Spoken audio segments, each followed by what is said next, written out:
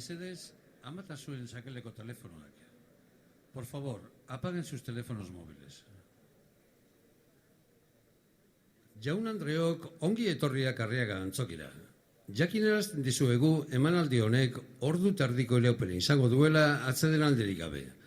Gogoratzen dizuegu ezin dela, ez argazkirik ez beste dozein motateko grabaziorik egin eta zuen sakeleko telefonoak amatatzea eskatzen dizuegu. Señoras y señores, bienvenidos al Teatro Arriaga. Les comunicamos que esta representación tendrá una duración aproximada de hora y media sin entreacto. Les recordamos que está prohibido realizar fotografías o cualquier otro tipo de grabación y les rogamos que desconecten sus teléfonos móviles. Gogoratzen dizuegu maskarillaren erabilera derrigorrezkoa dela. Eta emanaldia amaitzean aretoa megafoniaz adieraziko dizuegun ordenari jarraituz hustuko dela. Eskerrik asko. Les recordamos que el uso de la mascarilla es obligatorio y que al finalizar la función el desalojo de la sala se efectuará siguiendo el orden que les indicaremos por megafonía. Muchas gracias.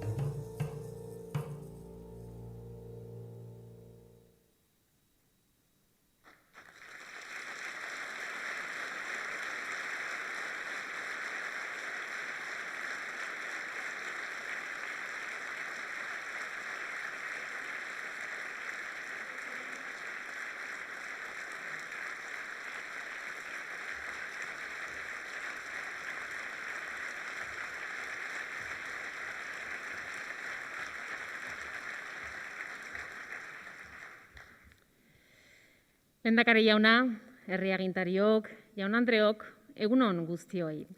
Sabino Arana Fundazioaren eta bere lagun ongileen izenean, eta baita ekitaldi honetan parte hartzen dugun guztion izenean ere, mila esker oraingoan ere gurekin egoteagatik. Eta gur bero bat ere, streamen bidez, euren etxeetatik gaurko ekitaldia jarraitzen ari diren horiei ongietorriak izan zaitezte.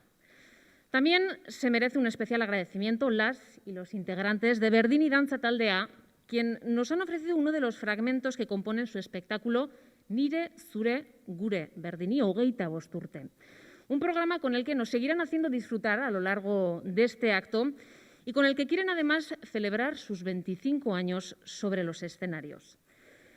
Este año en el que volvemos a nuestro habitual lugar de encuentro, que es este maravilloso Teatro Arriaga, queremos dedicar unas palabras de cariño, unas palabras de acompañamiento a todas aquellas familias que han sufrido o que están sufriendo actualmente por culpa del COVID, y un agradecimiento muy especial también a todas aquellas personas que siguen en primera línea trabajando día a día para paliar las consecuencias de una pandemia que está golpeando al mundo con gran fuerza. Bihotzez eskerrik asko zuei ere. Beste behin ere, Sabino Arana Fundazioak eraikin esanguratsu honetan bildu gaitu, esparru eta sektore anitzetatik, oso desberdinetatik, egunero egiten duten lanarekin euskal gizarte hobea, justuagoa eta aberatsagoa egiten laguntzen duten pertsona, erakunde eta kolektiboen bikaintasuna aitortu, eskertu eta ospatzeko horretarako gaudelako gaur goizean hemen. Eta guztioi ongietorria emateko, gurekin daukagu Sabino Arana Fundazioko presidentea Mireia Zarate.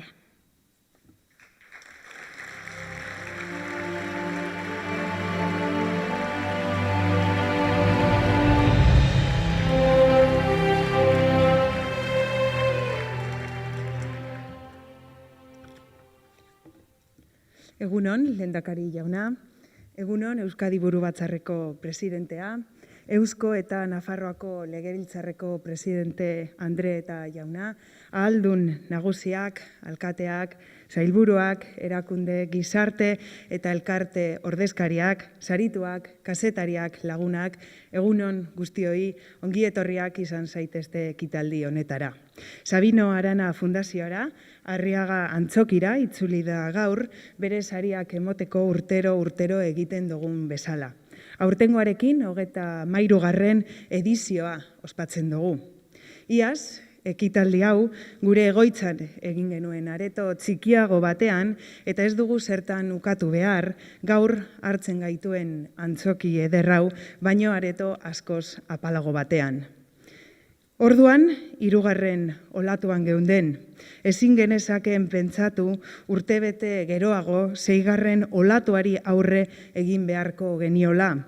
Ez da gaurko ekitaldia Arriaga Antzokian egin ahalko genuela ere. Este encuentro es un motivo de alegría y también de esperanza. Poco a poco y de forma segura vamos recuperando espacios y actividades. Este acto, con aforo limitado, mascarilla, distancias, es también un recordatorio de que la pandemia sigue entre nosotras y nosotros, en Euskadi y en todo el mundo. El virus sigue condicionando nuestra actividad social, familiar, económica, laboral y también cultural. Sigue privándonos de momentos, vivencias y emociones con las personas que más queremos, especialmente con nuestras y nuestros mayores.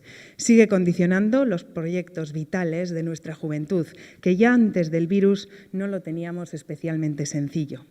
Virusak tentsio handia eragin du gure osasun sistemetan eta okupazioa oso altua da gure ospitale eta ziuetan. Pandemiak oraindik ere mina eragiten digu, bai eta atzekabe handia ere, egunero hainbat pertsona hiltzen direlako. Hitz hauekin, pandemian daramatzagun urte 2 hauetan, galdu ditugun pertsona guztiak gogoratu eta omendu nahi genituzke. Beren senide eta lagunei helarazi nahi diegu gure dolumina eta elkartasuna. Sabino Arana Fundazioa osatzen dugun emakume eta gizon guztiena, basarkada handi eta estu bat guztientzat.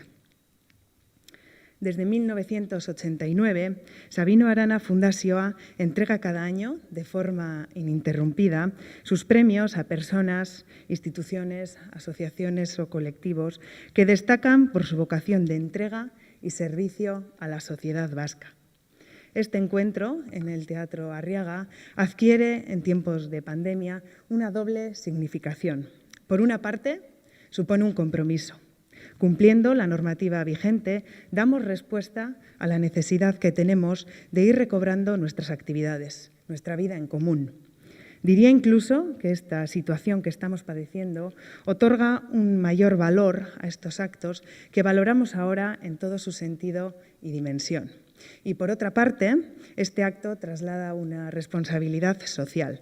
Todas y todos sentimos la necesidad de reconocer y reivindicar a las personas, colectivos e instituciones que inculcan, predican, comparten, aplican y promueven valores que nos hacen mejores como personas y también como sociedad. Nuestro compromiso y responsabilidad social es contribuir a extender estos valores. Valores que hemos compartido durante décadas, pero que no pocas veces parecen quedar sepultados bajo una capa de enfado, desasosiego, hartazgo, preocupación e incertidumbre. Hauxe da, deialdi honen arrazoia. Nahiko genukena da zuen presentziak, zuen txalo zaparradek eta lekukotasunak balore horiek aldarrikatzen laguntzea. Ahots sendo eta irmoarekin inguratzen gaituen zarata guztiaren gainetik. Laguntzea nahiko genuke Euskal Gizarte osoari, helaraz diezaiogun gure saritu guztiek gorpuzten dituzten baloreek inoiz, baina indar handiagoa dutela. Are gehiago, gaur egun bizi dugun egoera nahasi eta konbultzo honetan. Elkartasuna, esku zabaltasuna, konpromisoa, bihotz zabaltasuna, adorea, errotzea, oroimena, gizakiaren onenarekin konektatzen gaituzten ezaugarriak dira. Gure urratsak gidatzen jarraitu behar dute, bai eta gure jarduna ere, egunetik egunera gero eta Euskadi hobea eraiki dezagun. Reconocer y promover estos valores forma parte de la misión de Sabino Arana Fundazioa. Hoy queremos destacar el espíritu de solidaridad y compromiso con que navega Aita Mari en el Mediterráneo. Un ejemplo de compromiso moral y social que practica Luis Ugalde desde Venezuela. Los valores del deporte y del trabajo en equipo que fomenta el Club Deportivo Bidasoa desde Irún. La formación y la innovación que se comparte en la cocina internacional de Basque Culinary Center. La autenticidad del deporte y del mundo rural que promociona Luis Mari Bengoa pueblo a pueblo. Y el aliento de la identidad vasca que mantiene vivo Gaztelu Elkartea desde Amaiur. Estos son nuestros valores, los que valoramos, reconocemos y promocionamos con los premios Sabino Arana. Los valores que hoy subrayamos especialmente porque son el mejor antídoto para combatir y superar el bache emocional y anímico que puede provocar la pandemia. Los valores que constituyen la mejor vacuna ante las tendencias del individualismo, el populismo o la demagogia. Los valores del trabajo en positivo que construyen una sociedad vasca avanzada, ejemplar, comprometida y responsable. Amaitzera noa eta nire azken hitzak dira gaur gure ondora etorri diren erakundeetako ordezkarientzat.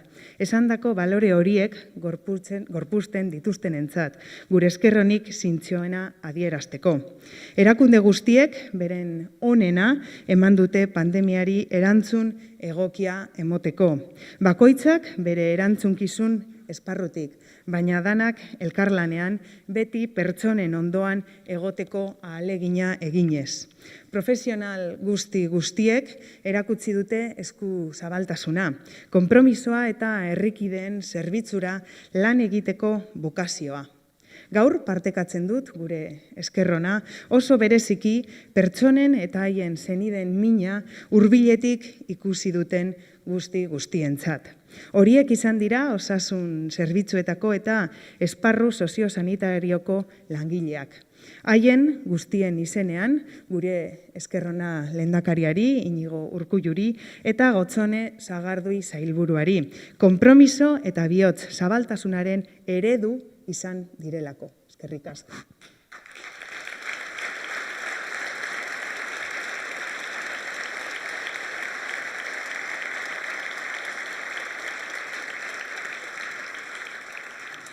Gure eskerrena baita ere euskal gizarte osoari.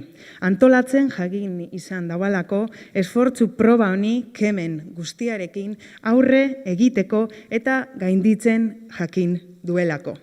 Ezina, ekinez egina, es la esaera zarra que ha definido durante siglos la capacidad de superación de vascos y vascas frente a lo difícil, frente a la adversidad. Y ahora también nos define. Lo estamos consiguiendo. Tenemos motivos para la esperanza. Esta semana hemos conocido una noticia maravillosa. El paro ha descendido notablemente en Euskadi, situándose en parámetros de nuestros mejores años. Cada vez que una persona encuentra empleo es un éxito colectivo. Nuestra sociedad se hace mejor. Vamos por el buen camino, pero el camino se hace andando a un ritmo que nos permita ir juntos. También esta semana conocíamos los detalles de un acontecimiento mundial que comenzará en Euskadi en julio de 2023. Sabéis que me refiero al Tour, otra gran noticia. Beraz, jarrai dezagun elkarrekin pedalei eragiten, jarrai dezagun aurrera egiten Euskadi oparoagoa, bidezkoagoa eta askeagoa eraikitzeko. Jarrai dezagun gure onena emoten, herri hau aurrera ataratzeko inor atzean itxi gabe. Tenemos el ejemplo de nuestros premiados y nuestras premiadas, sus valores. El mayor tesoro de esta sociedad son esos valores que encarnan y que nos inspiran. Eskerrik asko por ser así. De corazón, muchas gracias por vuestro compromiso.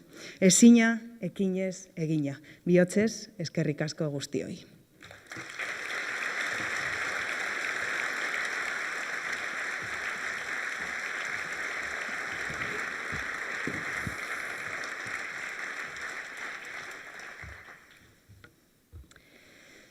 Gizaki batzuen ibilbide pertsonala, berez, jarraitu beharreko eredu bihurtzen da, eta horixe gertatzen da gure lehenengo saridunarekin, Luis Ugalde, Olalde, Josu Lagun, Euskal Venezuelarrarekin. Gizarte kausei guztiz lotuta dagoen gizona dugu Luis, giza eskubideen defendatzaile sutsua, eta Venezuelako intelektualik esanguratsuenetakoa.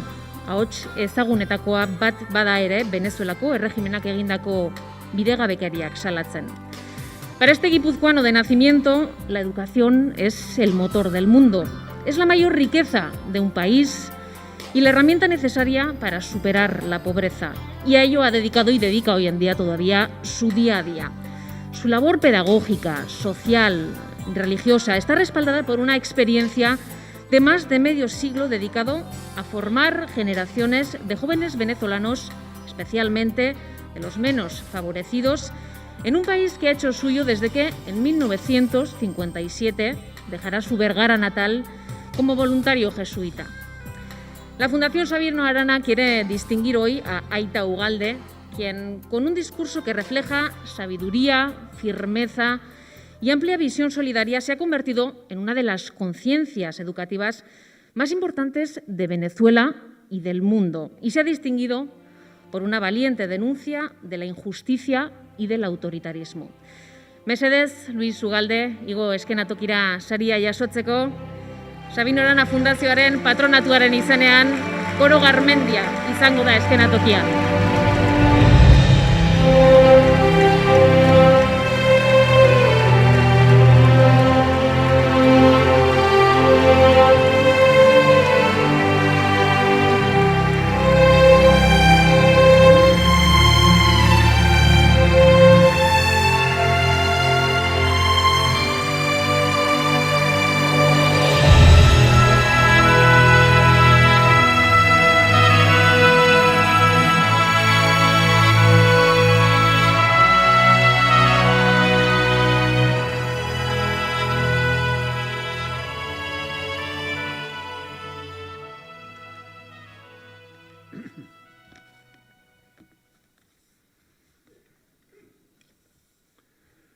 Egundon danori. Nere umetan, ez zauen ikastolarik eta euskera batua gerua sortu zen. Horregatik, nere euskeria etxian eta lagunen artean ikasi eta zaindutakoa da. Decía que mi euskera es anterior al batúa y a las ikastolas, aprendido y cultivado en casa y entre los amigos. Para que todos nos entendamos, diré 2 palabras en castellano. El premio que la Fundación Sabino Arana otorga al hijo que se fue de la casa de Euskadi hace 65 años, es un crédito generoso que me obliga a rendir cuentas y a declarar públicamente mis deudas principales. Muchos de ustedes habrán visto un cuadro que representa a 2 jóvenes vascos conversando en la Universidad de París hace 490 años, donde Íñigo de Loyola invita a Francisco Javier a sopesar sus éxitos de estudiante brillante, éxitos deportivos y de futuro funcionario palaciego, sopesarlos con el sentido de la vida que ilumina el encuentro con Jesús de Nazaret. Yo nací en Vergara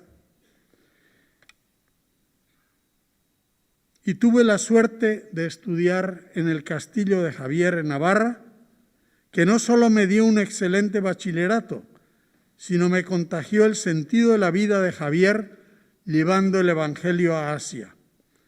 En esos mismos años juveniles, caminé varias veces en cuadrilla desde mi pueblo, de madrugada, por la montaña del Osua, para estar a las 9 de la mañana en Loyola honrando al santo.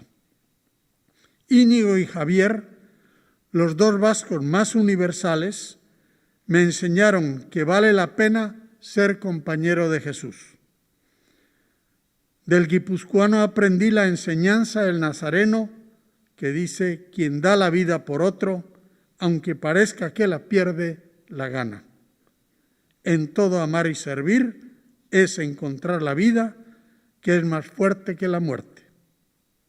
Javier, con su profético abrazo de hermanos a los desconocidos, indios, chinos y japoneses, me enseñó que este amor es universal, corta distancias y derriba muros racistas. 2 gigantes vascos que me enseñaron a hermanarme con la humanidad más allá de toda frontera, amar y servir en todas las dimensiones de la vida. Eso me llevó hace 65 años a nacer de nuevo en Venezuela, en ese maravilloso país hoy crucificado, y asumir sin fronteras las diversas dimensiones de la lucha por la liberación humanizadora. Siempre he defendido que el clericalismo es tan malo para la sociedad como el militarismo, pues lleva a la abusiva dominación de los otros. Sin embargo, me he resistido a que el mensaje metarreligioso de Jesús, que toca el corazón de todo ser humano,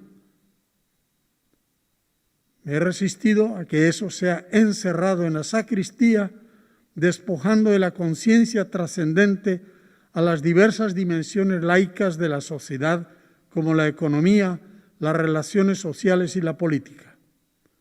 Por ser cura en campos seculares, unos me han atacado y otros me han llamado polifacético. Aquí aparece una tercera deuda, una tercera gran deuda mía, el caserío vasco, que no es una simple construcción de piedra sin corazón y sin fuego de hogar. Ahí están mis raíces vividas desde niño en los años duros de la fratricida e incivil guerra y posguerra española y de la guerra mundial. La economía del caserío vasco era una suma de muchos pocos para lograr la subsistencia con el trabajo de toda la familia. Ningún trabajo me fue ajeno, desde el infantil cuidado de las vacas y la hichula delante de los bueyes, pasando por la siega del trigo, la recogida de la hierba en verano, de manzanas en otoño y castañas en invierno. En ese caserío de corazón y de fuego aprendí a no rendirme ante las dificultades, sino vencerlas con trabajo y tenacidad. Por eso, en esta rendición de cuentas hoy, confieso que todo lo debo a mis raíces plantadas en el caserío Moyúa Torre de familia extendida de 8 hermanos, padres y abuelos y varios tíos. Raíces y tronco luego injertados por Ignacio y Javier con la savia de Jesús que nos ilumina y enseña a sembrarnos como granos de trigo en tierra venezolana y renacer sin fronteras para en todo amar y servir. Entre 1916 y 1966, más de un centenar de jóvenes jesuitas vascos fuimos voluntarios a Venezuela de por vida. Este premio lo recibo como un reconocimiento a todos ellos. No los puedo nombrar, pero no me resisto a mencionar solamente a 2 gigantes vizcaínos, Manuel Aguirre Elorriaga, nacido en Maruri en 1904, Víctor Iriarte Garmendia, 1897, nacido en Durango. Sin su extraordinario aporte, la historia contemporánea de Venezuela y de su Iglesia Católica sería distinta y empobrecida. En estos años de trabajo social polifacético, he descubierto que en todos los sectores, aun en los más empobrecidos, hay un inmenso potencial de hacer el bien y de hacerlo bien, pero hace falta brindar oportunidades y contagiar esperanza y fe en sus propias capacidades. Sabino Arana Fundazioari, eta zuei danori, mila esker, bihor bihotzet.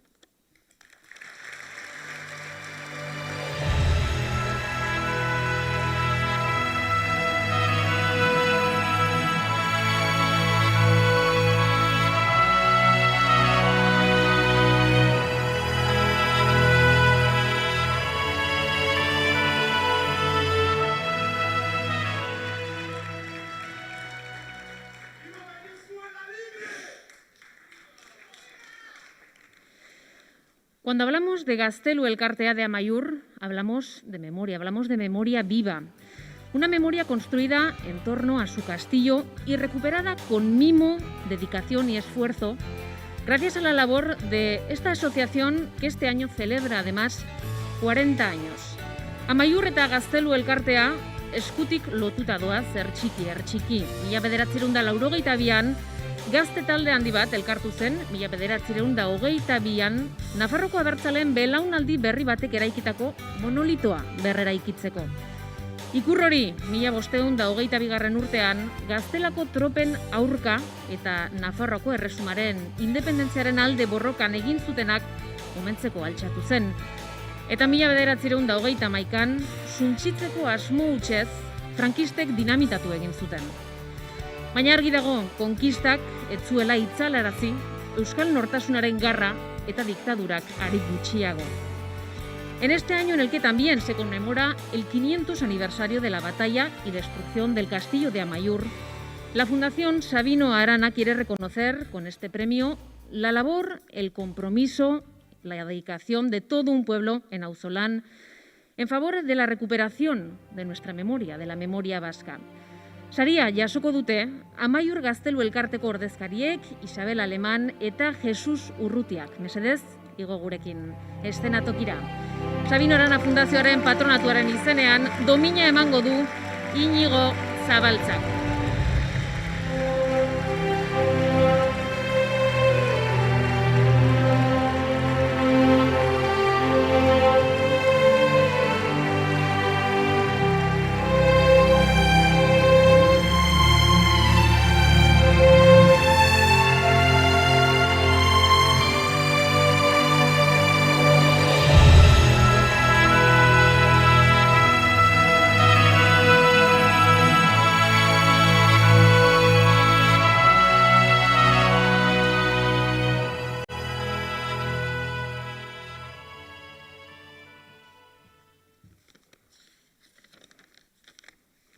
Egun on guzioi.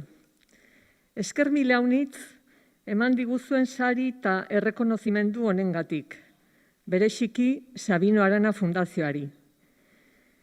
Jadanik 40 urte pasatu dira nire aitatxiri ia zer zegoen Gaztelu mendian galdetzen nionetik.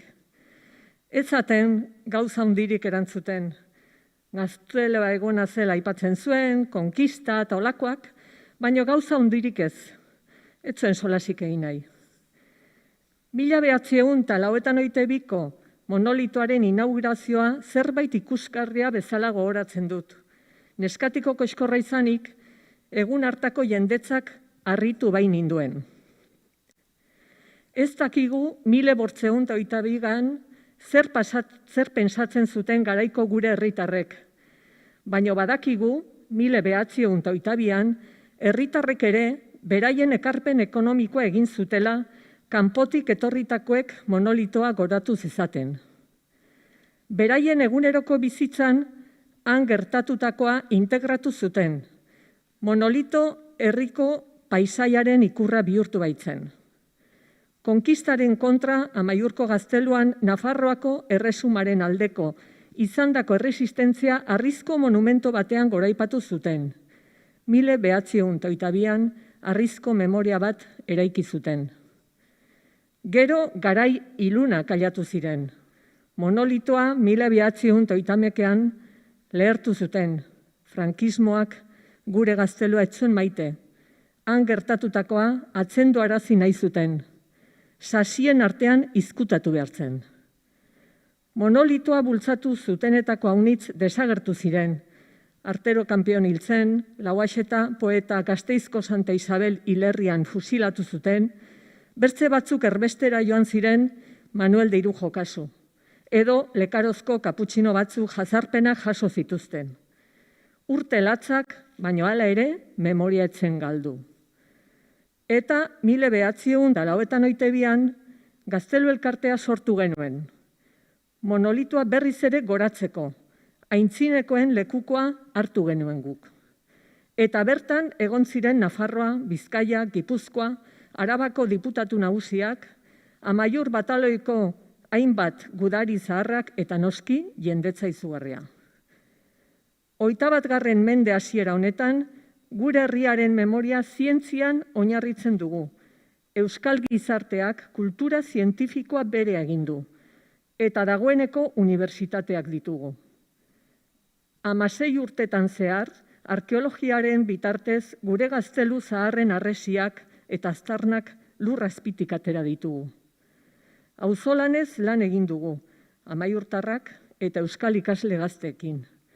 Monolitoaren inguruan gaztelua azaldu zaigu, tokia musealizatu dugu eta museo bat osatzen ari gara. Munduko herri guztiek memorialekuak dituzte, oso zainduak eta musealizatuak. Bertara ikasleak eta turistak ugari gaten dira. Memorialeku horietan zer izan garen eta zer garen azaltzen da. Gure arbasuen oinarrizko historia ezagutu behar dugu, herri bezala aurrera egin ahal izateko. Amaiur herri txiki bat da, 250 biztanle gara. Hala ere badakigu gure gaztelua Nafarroko historiaren ikurra dela. Konkistaren aurkako azken erresistentzia gunea izan zen eta euskaldunontzak sentimentuz betetako paisaia da. Horregatik, Gaztelu elkartetik lanean ari gara, memori leku hau zaintzen eta zabaltzen Euskal Herria eta mundu osoan zehar. Aurten 800 urte betetzen dira, eta Sabino Arana sari hau jasotzea ohore bat da, eta lanean jarraitzeko izugarrizko indarrak ematen dizkigu. 100 urte lanean egin dugu eta jarraituko dugu, katea ez da puskatuko. Eta akitzeko, Amaiurtik ni laguntzeko etorri diren guziei eta etorri ezin izan dutenei ere, esker mile sari hau denena baita. Esker mila unitz.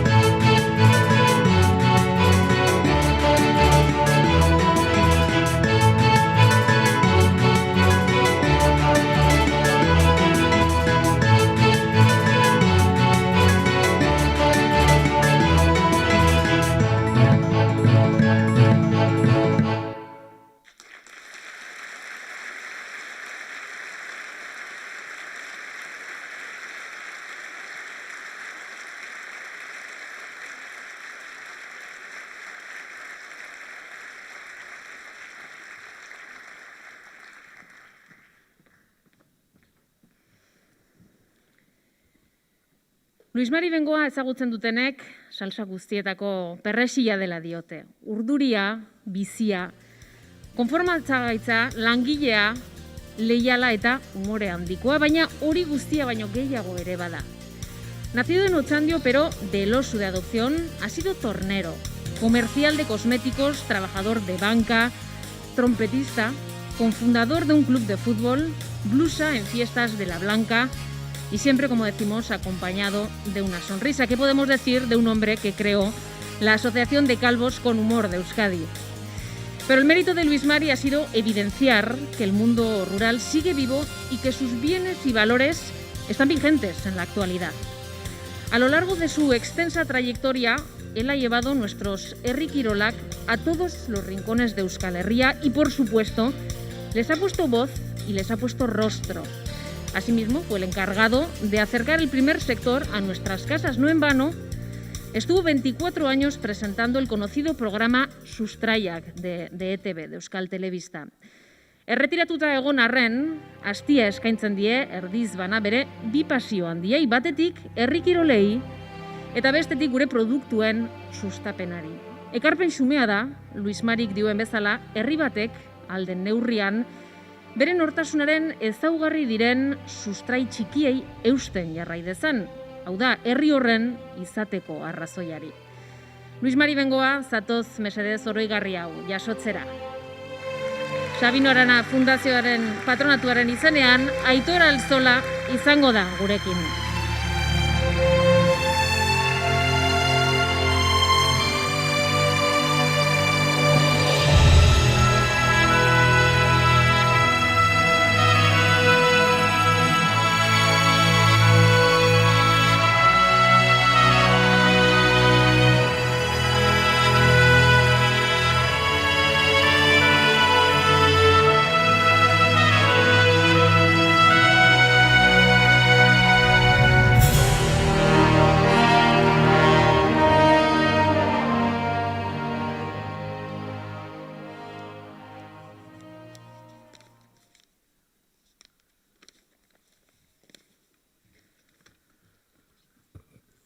Bueno, nire lon batek, Roman Aldurizek esateban, más vale un lápiz corto que una memoria larga, eta horregatik eraz paperak.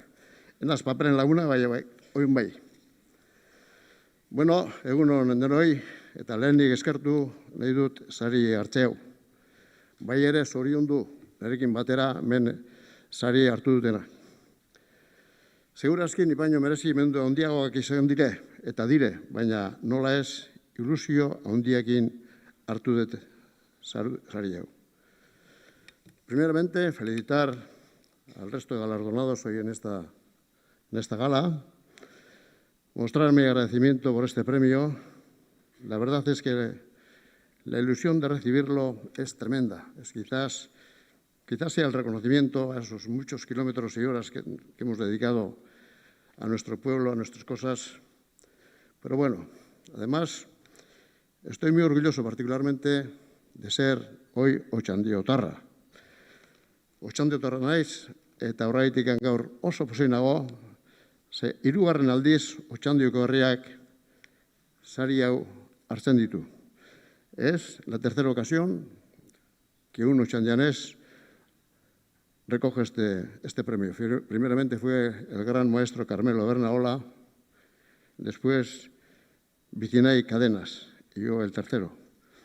Pero también tengo que dedicar este premio a mi Álava querida, esa Álava que llevo dentro de mi corazón. Porque la verdad es que Álava, que es la 7ª, zazpigarren Araba da, pero me di cuenta de que es la primera. Empieza por A, por algo será. Baina bizitasunean ibilbidea ez da bakarrik egiten. Horregatik, sari hau eskaintzen diot, bai ere, nerekin batera tema baten edo bestean nere ondoan izan diren eta direnari. Maisu, laguntzaile, eta nola ez emazte eta famili osoari. Pero siempre, y en cualquier orden, se necesita el aprendizaje, el apoyo la labor de conjunto, y por ello tengo que compartir este premio con los buenos maestros en esta universidad de asignatura diaria, con los muchos amigos y colaboradores que, cómo no, a mi santa esposa, 52 años de matrimonio padeciéndome, y a toda mi familia. Es bonito que los hijos te digan: Aita, estamos orgullosos de ti, porque siempre, cuando saben que somos tu hijo, muestran esa admiración y cariño que te tienen.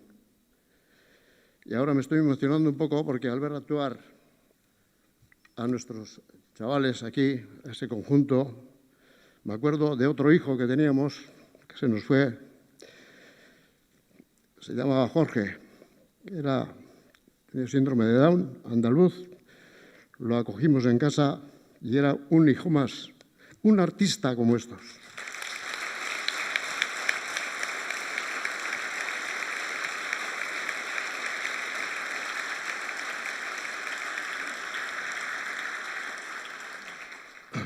Bueno, baina aurreneko maisuak, nereak, dudarik gabe nere gurasuak izan ziren. Gerra amaitu eta laster eskondu ziren, mintasun eta zigorrezko urte gogorrak atzean utzita. Hablando de maestros, los primeros y más destacados, sin duda, fueron mis padres. Se casaron en plena posguerra, en tiempos muy difíciles para ellos y para todos en aquellos momentos, pero con un sufrimiento y horror personal que tuvieron que padecer. Baina bizi berri baten bila hasi ziren, erabaki zuten, gorrotoak alde batera utzi, errespetua ikurrin bezala hartu, irriparra Espainian ibilti eta gizarte mailan eskuzabalak eta laguntzaileak izatea. Pero lo hicieron dejando atrás el odio y el rencor, tomando como bandera el trabajo, el respeto, la sonrisa, la labor de convivencia y la participación activa en las iniciativas de Otxandio, en las iniciativas locales. Horrek izan ziren nik ikasitako lehen ikasketak, eta horrela ahalegindu naiz aurrera eramaten. Ez da batzuetan bizimodu samurra izan, baina bai azkenean oso aberatsa eta pozgarria. Fueron unas lecciones que marcaron mi andadura en la vida y que he intentado no olvidar. Horrela, nere aberriaren gauzaren alde ahalegindu naiz beti. Euskara, nekazaritza, abeltzentza, gizartea, kirola. Mutikotan ilusioa zen, gazetari ero albaiteri izatea, baina esan izan posible, ez zegoen dirurik ni goi mailako eskolatara joateko. Baina gero, urtearekin lortu daz bi ilusio hauek. Gazetari mailan, gure nekazarien eta kirolarien islari eta itzulpen izateaz, eta abere munduan, baserritarren ondondoan buru belarri jokatzeaz. Mis pasiones han sido especialmente el sector baserritarra, herri kirolak incluido. Experiencias fabulosas como aquella creación del Departamento Agropecuario de la Caja Municipal por el año 75-76, aquellos primeros viajes por Europa con los agricultores y ganaderos alaveses, que fueron germen, y lo digo orgulloso, para la creación de las asociaciones profesionales ganaderas en Álava, e incluso de la creación de alguna denominación de origen y, cómo no, de la recuperación de esos escaparates populares como son las ferias agroganaderas. Y aparte ahí está mi labor extensa en favor del herri kirolak, de ese deporte nuestro, ancestral. Ese deporte que tiene los valores, y yo digo con orgullo, que es el padre y la madre de todos los deportes. Porque nosotros, como deporte, practicamos, qué antiguos somos y qué modernos a la vez, lo que el hombre, la persona, hizo al llegar a la tierra. Esto es levantar, correr, trasladar, cortar, domar animales y ponerlos en posición de trabajo. Ese es nuestro deporte, queridos amigos. Y de ahí nace mi labor periodística, mi labor informativa. porque ha intentado ser ese continuo altavoz en la defensa y promoción de nuestras raíces, de nuestros productos y nuestras costumbres. No he sido periodista, he sido informador, he sido altavoz de mi pueblo y de mis cosas, de mi tierra querida. Y hoy también voy a intentar serlo. Lehen sektorea indartu behar dugu, ahalegin handiak egin eta egiten ari gara, eta dira, kontuan hartu, denon laguntasuna behar dela. Ez badugu zaintzen, poliki-poliki, gure lehen sektorea bera badoa, auskalo, noa joango diren beste sektoreak. Nire ustez, aberri batek, bere janari bidea bertokoa behar ditu, hori pentsetan dut dela oinarria.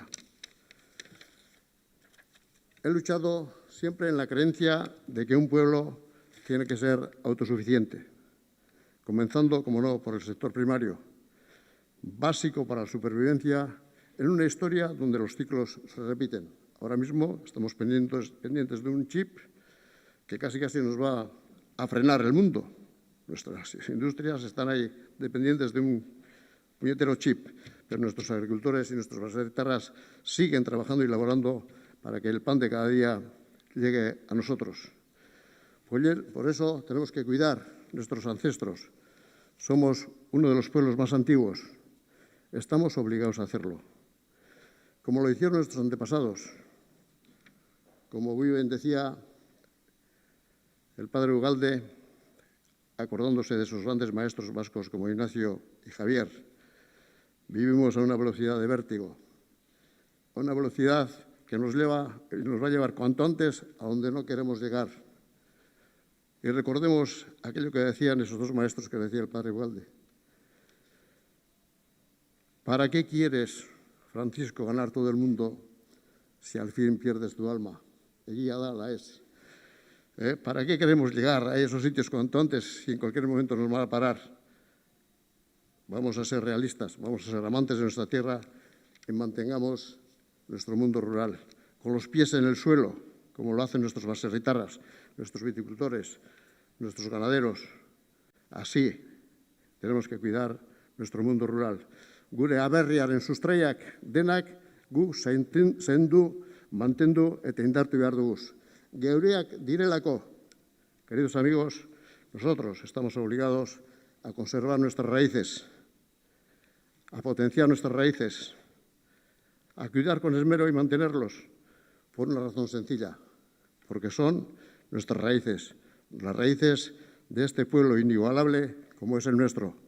Gora ba gure aberri lastana, eta gura zuek eta eskerrik asko Sabino Arana Fundazioari. Besterik ez.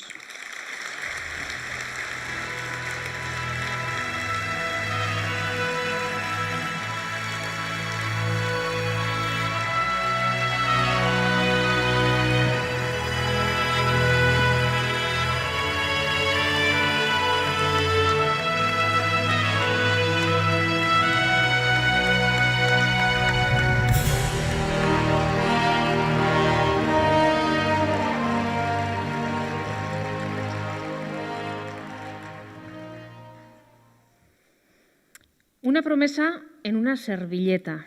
Así comenzó el Club Deportivo Bidasoa allá por 1962. ¿Quién iba a decir a aquellos aficionados a un deporte tan minoritario como el balonmano que en aquel momento ponían los cimientos de un proyecto que con los años ocuparía las portadas?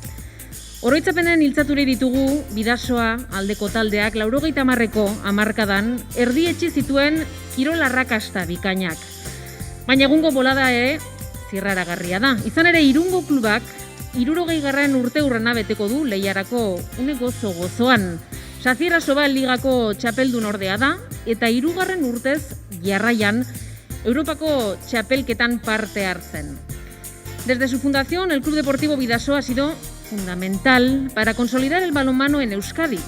Reflejo de ello es el rendimiento que están ofreciendo los jugadores de la cantera que empiezan ya a sobresalir, o la firme apuesta por un equipo femenino integrado ya por cerca de medio centenar de deportistas, a las que hay que sumar otras 50 jugadoras inscritas en la escuela.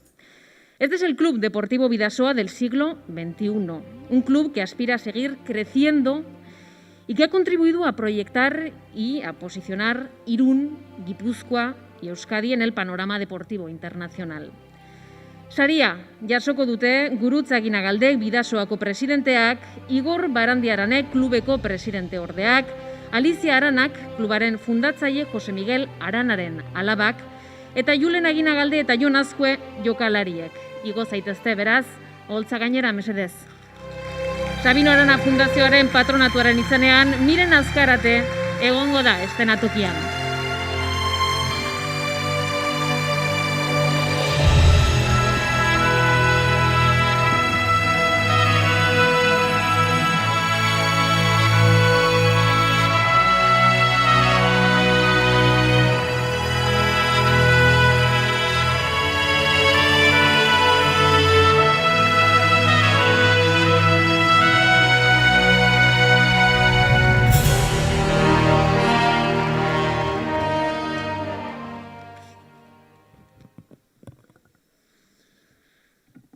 Lehendakari jauna, Eusko Legebiltzarreko presidente Andrea, Sabino Arana Fundazioko presidente Andrea, herri agintari eta ordezkariok, jaun-andreok, eguerdion. Eskerrik asko Sabino Arana sari honegatik klub osoaren izenean. Lehenik eta behin, fundazioa eskertu nahi nuke, eta berezike gure hautagaitza proposatu, bultzatu eta babestu duten guztioi. Eskerrik asko.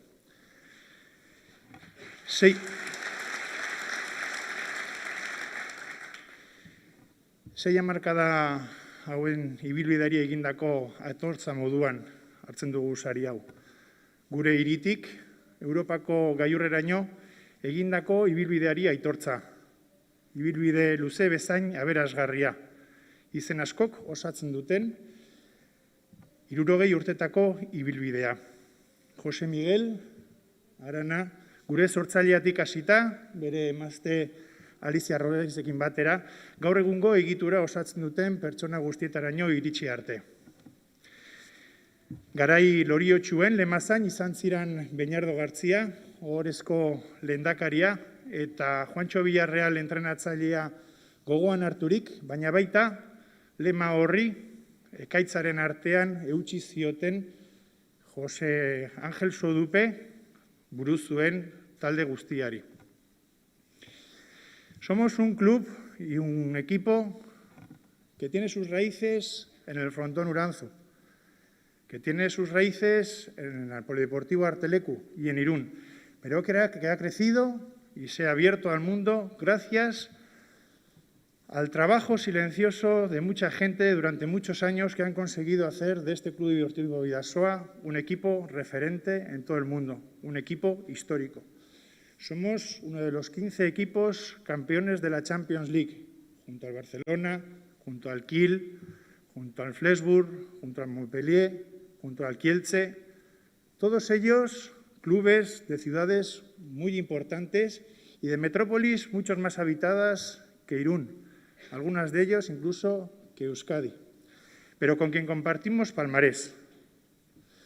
Un hecho que se repite con la Recopa de Europa que ganamos hace 25 años, y con la Liga Sobal y con la Copa, que tan solo 6 equipos han conseguido ganar, uno de ellos, nuestro club. Estos títulos han sido ganados a clubes muy poderosos, a equipos y a proyectos más fuertes y a ciudades más pobladas.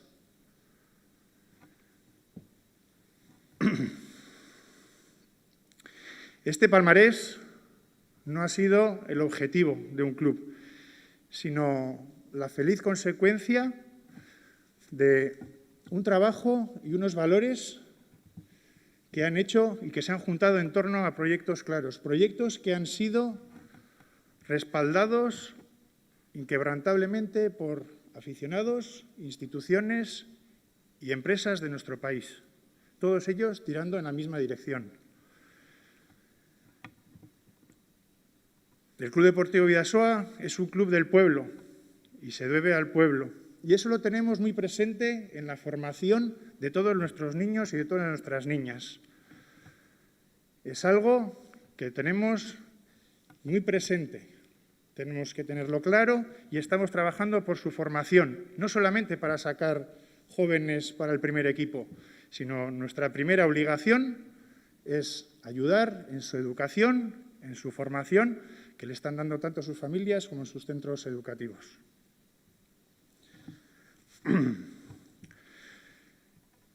El Club Deportivo Bidasoa es un club del pueblo y a él se debe.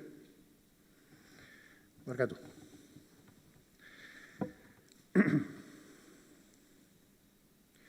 El compromiso con este pueblo no solamente es con la cantera, sino también con nuestro primer equipo. Ese primer equipo que tiene su forma de ser o su razón de ser en la afición. Un Bidasoa que en la década de los 90 fue una sana válvula de escape con ese Elgorriaga Bidasoa para una ciudad que estaba siendo terriblemente golpeada por la desaparición de las aduanas y de las fronteras en enero de 1993. Hoy en día, y en plena pandemia, ese motor de ilusión que somos los equipos deportivos hace que el Club Deportivo Bidasoa también esté concienciado de ello. Estamos saliendo de esta pandemia, estamos saliendo todos juntos y vuelven a unirse afición, instituciones y empresas para remar en la misma dirección y hacer que el Bidasoa vuelva a ser atractivo para todos. Gaur egungo erronkak Irunen ez ezik Euskal Herri osoan dauzkagu. Etorkizunari zabal-zabalik irekita gainera. Gipuzkoako, Bizkaiako, Arabako eta Iparraldeko gazteak dauzkagu gure harrobian lanean. Gure lehen taldea ere Europa zehar darama gure herrialdearen izena eta hartaleku, berriz ere hartaleku historikoa izan zena izatera bueltatzen ari da. Abiertos a Euskadi y mirando desde Irún a Europa, seguiremos trabajando con nuestros valores, trabajo y valores que hoy se están viendo recompensados con este Sabino Arana Saria. Eskerrik asko.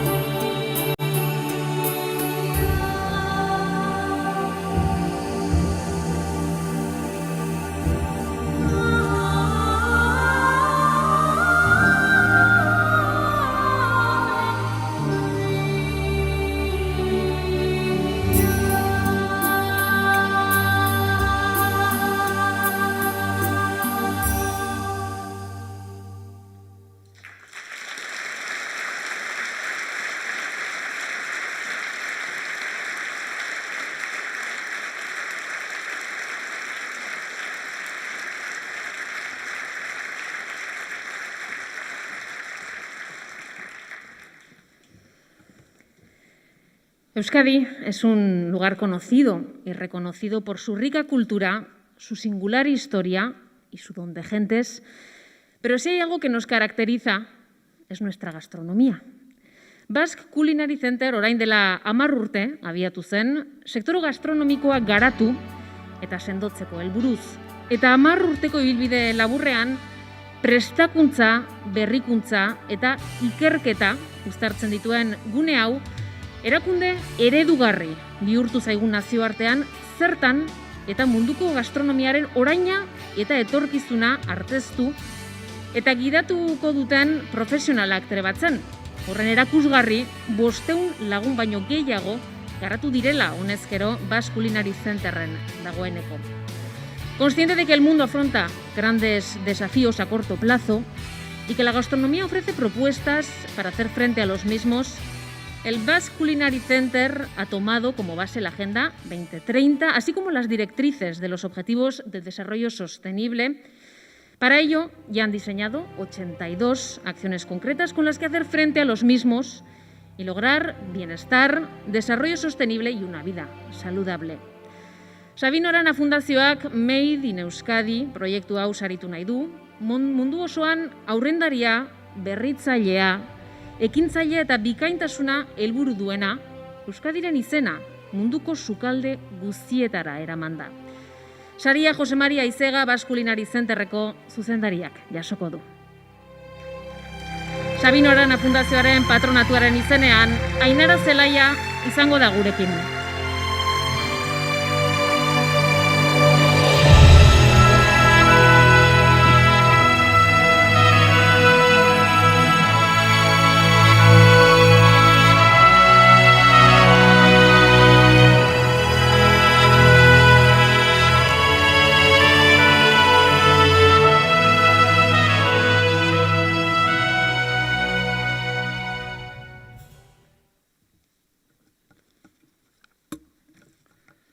Lehendakaria, herriagintariak, lagunak, egunon. Mila esker. Mila esker sari honengatik. BCC osatzen dugun, Basque Culinary Center osatzen dugun guztion izenean, benetan, eskerrik asko Sabino Arana Fundazioari. Es un premio que, por su significado, recibimos con orgullo, con responsabilidad y con mucha satisfacción. También porque pone un broche de oro a un año muy especial para nosotros, el año de nuestro 10º aniversario. Y también enhorabuena, cómo no, la verdad es que es un orgullo compartir este escenario con personas e iniciativas tan relevantes e inspiradoras, y enhorabuena a todos los premiados. La gastronomía forma parte de nuestra cultura, de nuestra forma de ser y de vivir. Esto los vascos y las vascas lo sabemos muy bien. Hace más de una década, un grupo de chefs que habían situado a la cocina vasca como una de las grandes cocinas del mundo, quiso continuar la transformación de su sector impulsando un nuevo proyecto.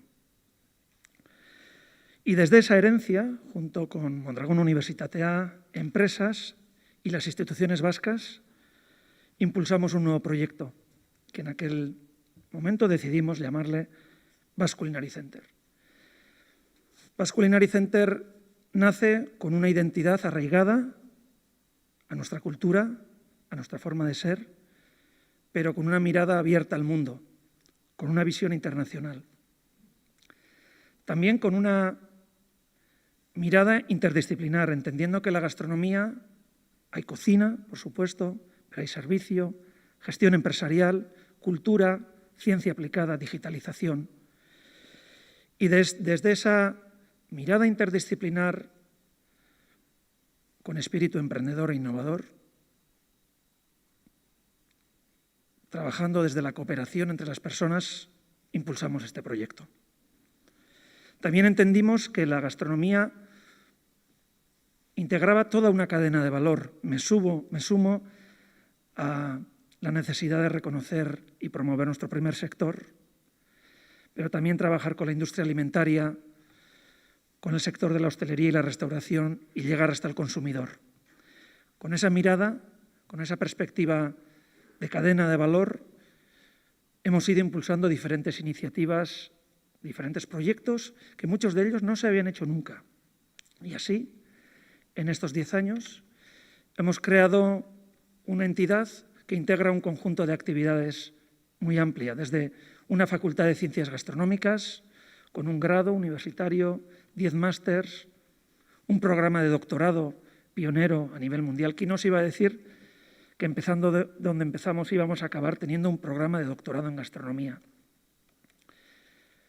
También integramos un centro tecnológico, BCC Innovation, acreditado en la Red Vasca de Ciencia, Tecnología e Innovación, donde investigamos en áreas como el desarrollo de nuevos productos, sensorialidad, sostenibilidad, salud.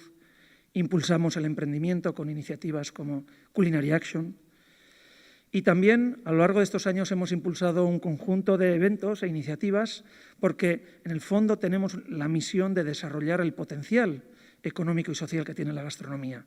Eventos, congresos, proyectos y un proyecto que nos hace especial ilusión como Basque Culinary World Prize.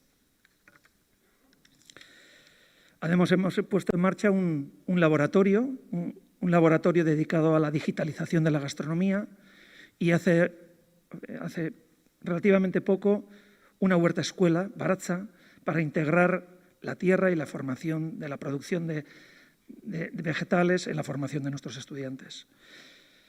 Basque Culinary Center ha desarrollado una identidad, yo diría, propia, diferente, más allá de lo que se espera de una entidad académica clásica. Creo que nuestra diferenciación tiene que ver más con una mirada innovadora y contemporánea de la gastronomía, con visión global, con excelencia. Nos hemos convertido en una entidad diferente. Los números también así lo demuestran. En estos años, 1.000 estudiantes de grado han venido a estudiar a Basque Culinary Center, 8.000 profesionales, más de 100.000 personas en nuestros eventos. Hemos acelerado más de 75 startups. Bueno, las cifras, la verdad que son muy llamativas y para nosotros muchas de ellas no nos las hubiéramos imaginado. No nos hubiéramos imaginado que en este curso concreto íbamos a tener estudiantes de 38 nacionalidades estudiando en la facultad. Y también quiero reconocer la generosidad y la cooperación. Ibilbide hau ez litzateke posible izango, hainbat eta hainbat personen eskuzabaltasuna ez bagenu jaso. Harrigarria izan da. Nola, urtez urte, ekimen desberdinak eraikitzen eta martxan jartzen hasi geranen neurrian, hainbat personek eskuzabaltasunez lagundu diguten.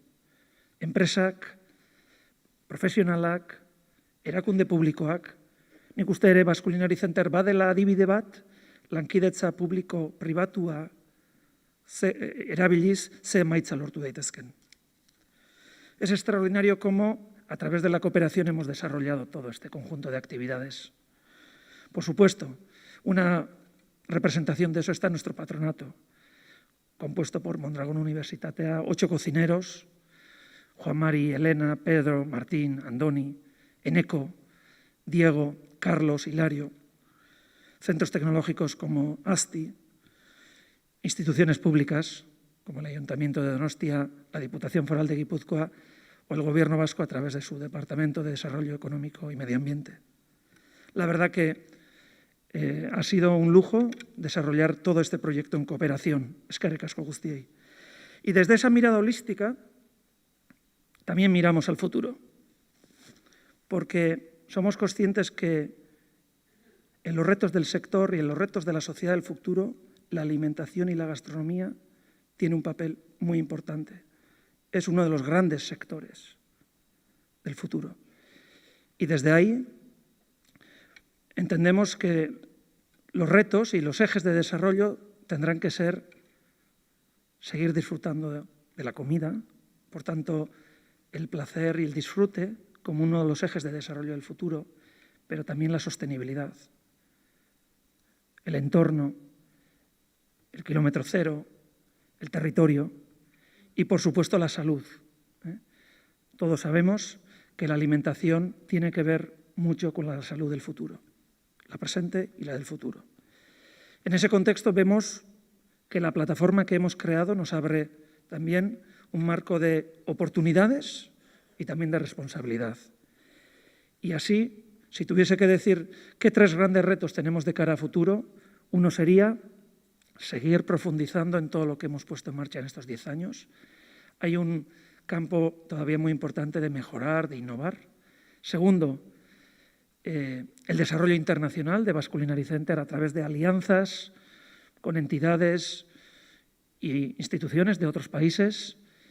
Y el tercer gran proyecto es un proyecto que está basado en impulsar todavía más la investigación, la innovación y el emprendimiento, con un proyecto, con una estrategia que se va a llamar Gastronomy Open Ecosystem, que quiere en el fondo, sumando a lo que ya es Basque Culinary Center, hacer que cuando un estudiante, cuando alguien quiere pensar, ¿dónde voy a estudiar?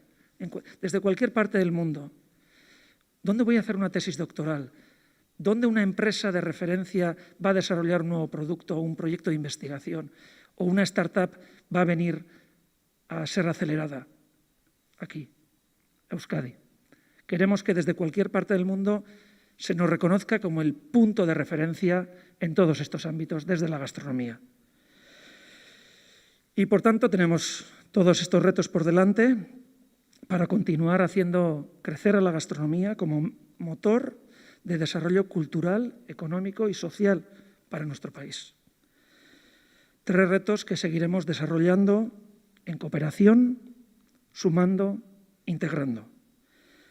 Amaitzeko eskerrak emaniko nizkioke berriro Sabino Arana Fundazioari, esker mila, eta baita ere Basque Culinary Centerreko patronatuari, lagundu diguzuen erakundeei, enpresei, zuzendaritza taldeari, egunero proiektu honen motorra diren langilei, eta baita gure ikasle eta familiei. Beraiek gabe, guztiak gabe, ez genuke horrelako errekonozimendurik lortuko, lanean gogor jarraituko dugu, gure herriaren alde. Eskerrik asko guztiei.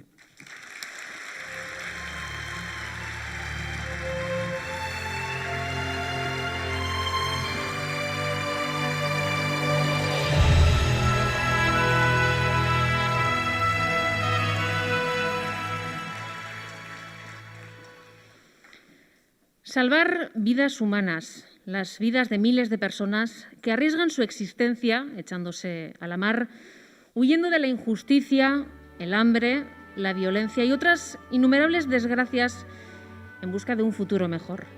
Esta es la misión y el objetivo del buque de rescate Aita Mari, con el que la ONG Salvamento Marítimo Humanitario actúa en las aguas del Mediterráneo. 2018an hasi zen Aita Mari proiektua, gizartearen eta erakunden babes handia lagun, suntsitzeko bidean zijoan atunontzi zahar bat, gaur egun ezagutzen dugun erreskate ontzi bilakatuz. Ordutik ona, 600 bizitza baino gehiago salbatu ditu, baina Mediterraneoko uretan hiltzen diren emakume, gizon eta haurren kopuruak txikitu beharrean gora egin du eta horrek agerian uzten du migrazio politika txarrak gainditzeko premia daukagula gaur egun. Esta dramática realidad es a la que se enfrentan a diario las mujeres y hombres voluntarios que forman la familia de la Aita Mari. Personas que dejan sus trabajos en tierra, se organizan y se encargan de dar esperanza a quienes prácticamente lo han perdido todo. Aurtengo edizioaren azken aitorpena beraz, Aita Mari ontziarentzat eta ura gorpuzten duten emakume eta gizon guztientzat da. Giza eskubideen defentsan etengabeko borrokan ibiltzeagatik. Nerea Machado itsas salbamendu humanitario elkarteko voluntarioa, igo mesedez estenatokira saria jasotzeko.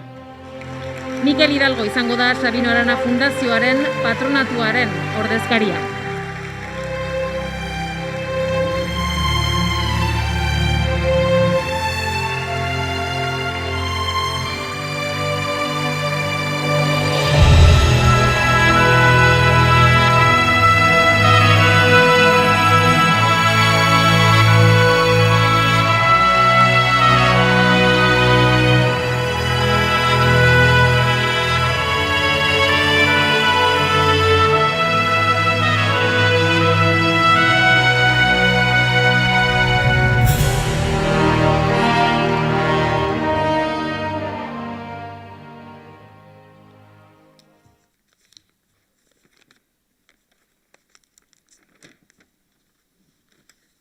eguerdi on danoi.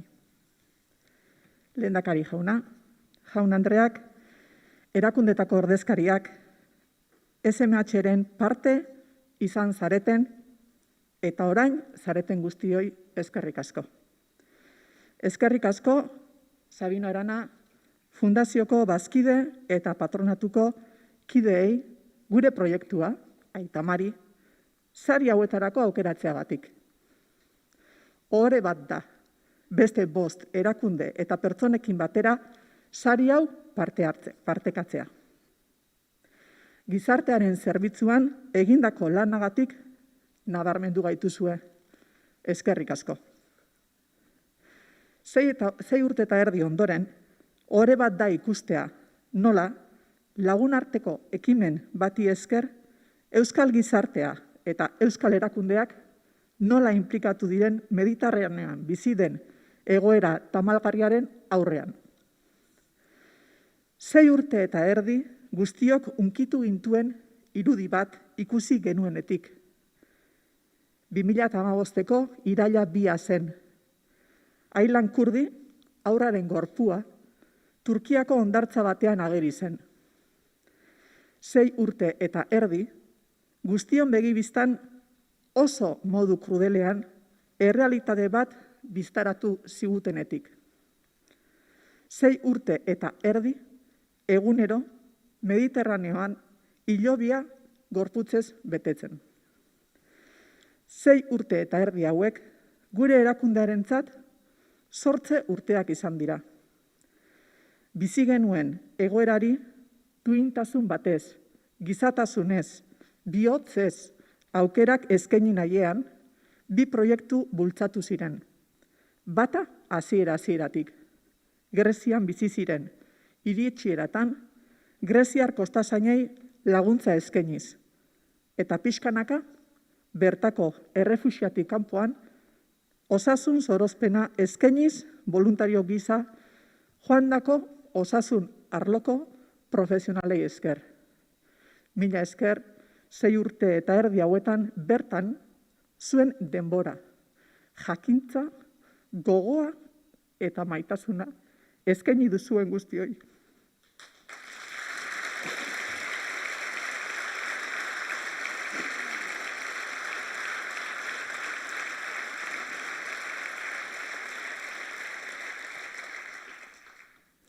Hortundik 53.000 zorozpen arreta inguru eskaini dira.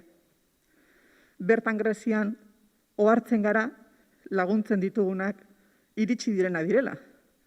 Eta besteak, lehorreraino heltzeko aukerarik izan eta izango ez dutenak, hor sortzen da erreskate ontzi baten bertaratzearen nahia, eta beste erakunde batzuekin aritu ostean, 2018an, Aitamari erreskate ontzia aurkezten dugu. Ordundik, 6 misio burutu ditugu. 7. gaude orain. Misio horietan 714 pertsona erreskatatu dira. Gu ez gaude bertan salbatzaile moduan.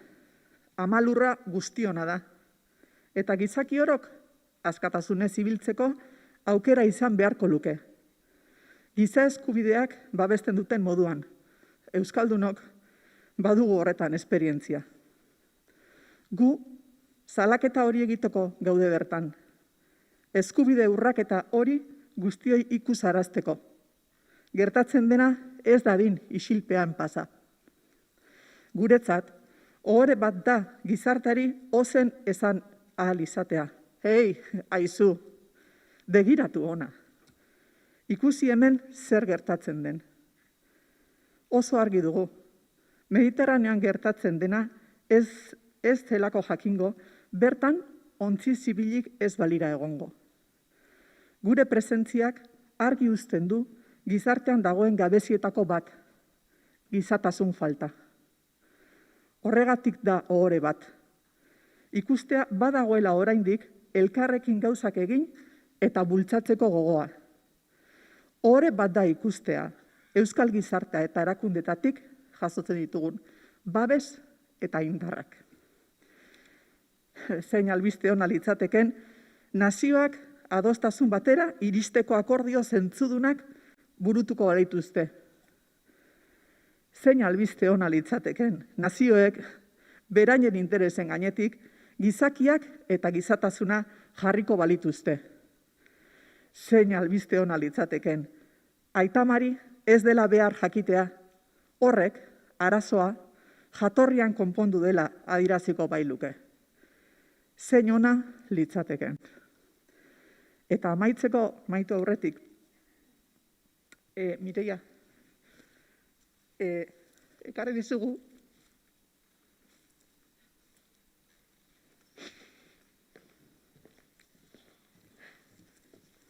hemen daukezu, Aitamariko txaleko baten barruen, Aitamariko lehenengo misioko ikurri.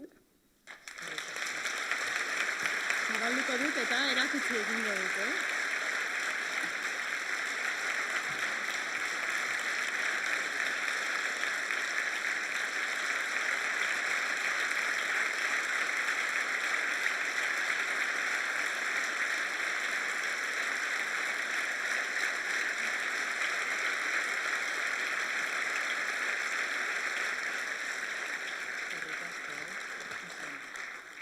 Mila esker guztioi eta aupa Aitamari.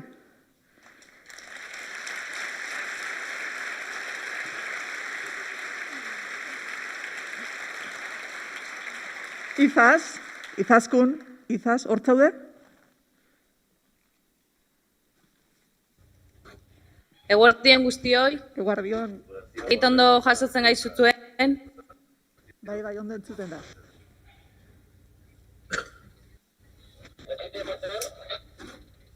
Entzuten da? Bai, Izaz, entzuten da.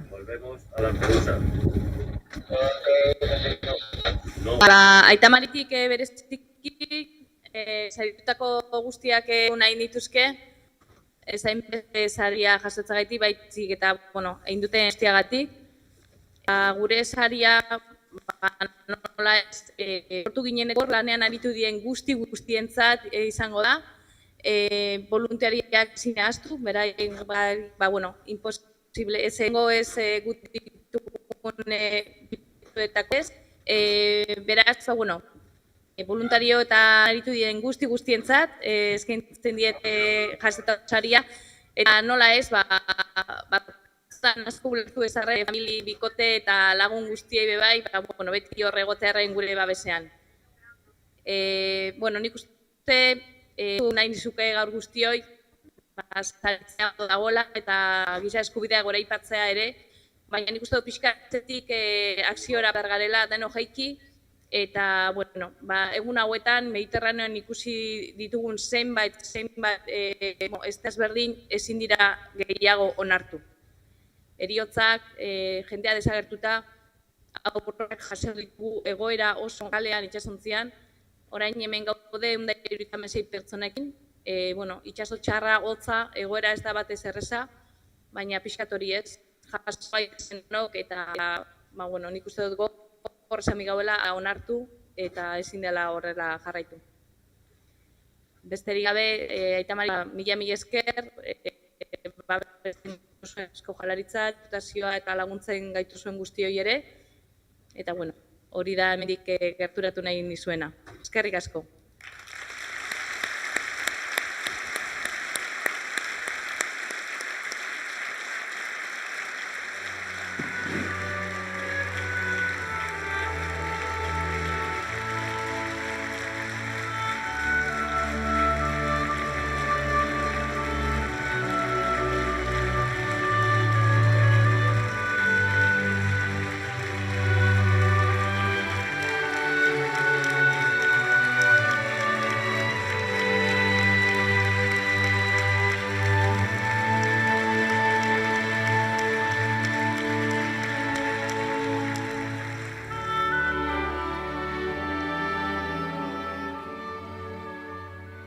Pues ha llegado la hora de bajar el telón y de dar por finalizada la edición de este año de los premios Sabino Arana.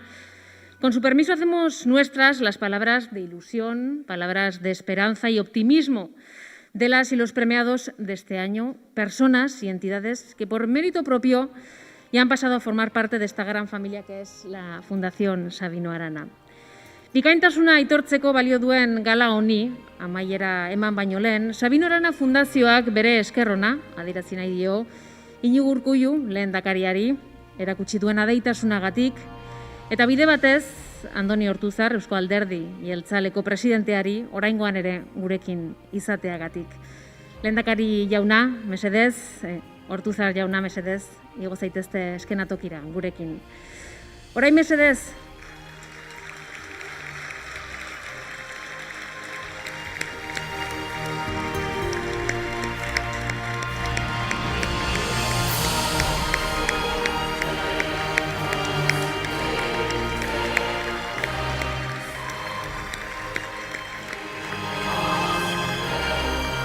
orain mesedez, saridun guztiok etor zaitezte, eszenatoki eder honetara zuen sariekin noski ezaztu, guztion txaloak eta agurra jasotzera.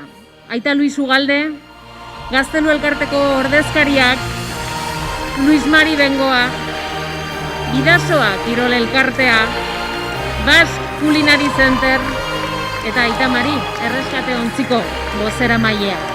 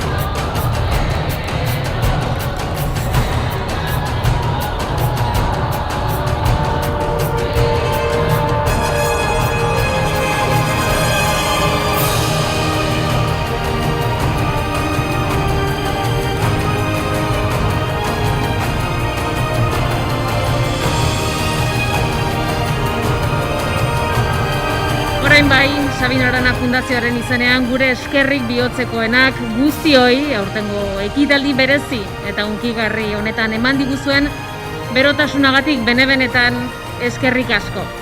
Y atendiendo a lo establecido por el protocolo COVID y con el objetivo de abandonar la sala de manera ordenada, les invitamos a escuchar las instrucciones que oirán por megafonía. Esandakoa, eskerrik asko, ondo izan eta beti arte.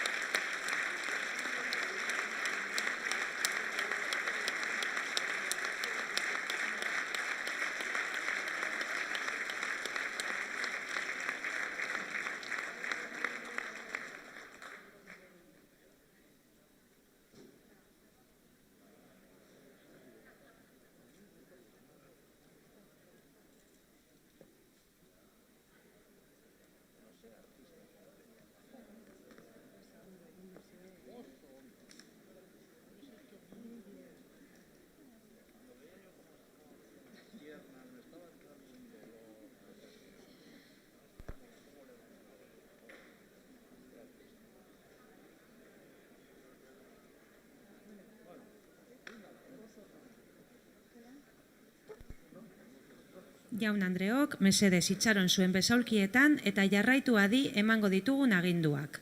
Señoras y señores, esperen por favor en sus butacas y sigan atentamente nuestras instrucciones. Adi, mesedez, besaulki patioko 13. hilaratik